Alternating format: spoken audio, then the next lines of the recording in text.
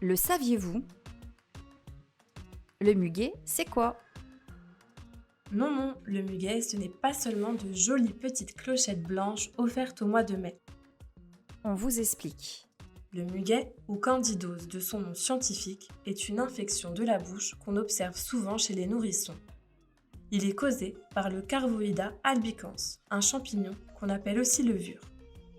Cette levure fait naturellement partie de la flore du tube digestif de l'être humain. Quels sont les symptômes du muguet?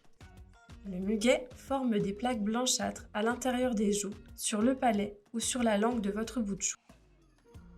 Ces plaques peuvent ressembler à du lait, mais il est impossible de les déloger.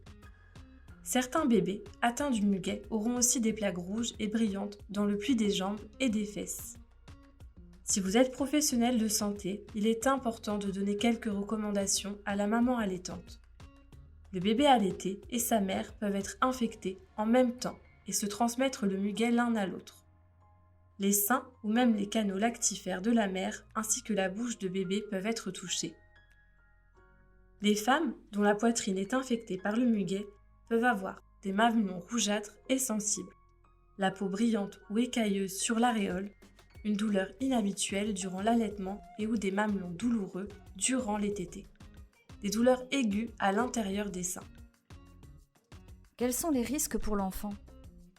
Le principal risque est que le muguet se développe.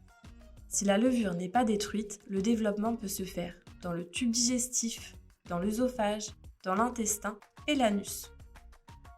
Les conséquences? Des troubles digestifs, des selles molles, un érythème fessier résistant au traitement habituel, une perte d'appétit. Le muguet étant très douloureux, bébé pleure plus que d'habitude. Comment se transmet le muguet? Le muguet se transmet par la salive et les mains. Il y a néanmoins des contextes qui favorisent sa prolifération, comme la chaleur et l'humidité de la bouche. Le champignon se développe plus facilement chez les bébés étant donné son système immunitaire qui n'est pas tout à fait mature. Comment traite-t-on le muguet? Le plus souvent, les soins locaux, s'ils sont rigoureux, suffisent à en venir à bout. Après chaque repas, appliquez une crème antifongique ou antimycosique sur les gencives et à l'intérieur des joues. En avalant sa salive, la pommade pourra descendre le long du tube digestif de bébé afin de le désinfecter.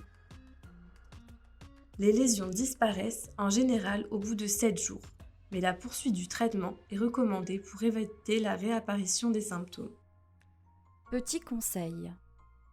Il est conseillé de nettoyer les lésions avec de l'eau bicarbonatée avant chaque repas.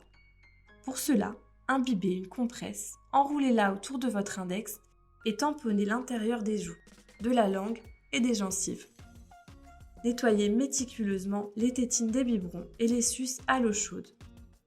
Nettoyez plus souvent les doudous et les jouets que bébé porte à sa bouche.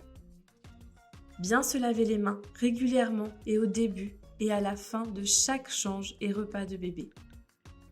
Pour retrouver tous nos conseils, savoir comment traiter et soulager les maladies de nos petits bouts de chou, vous pouvez retrouver cette formation sur notre plateforme Amacampus.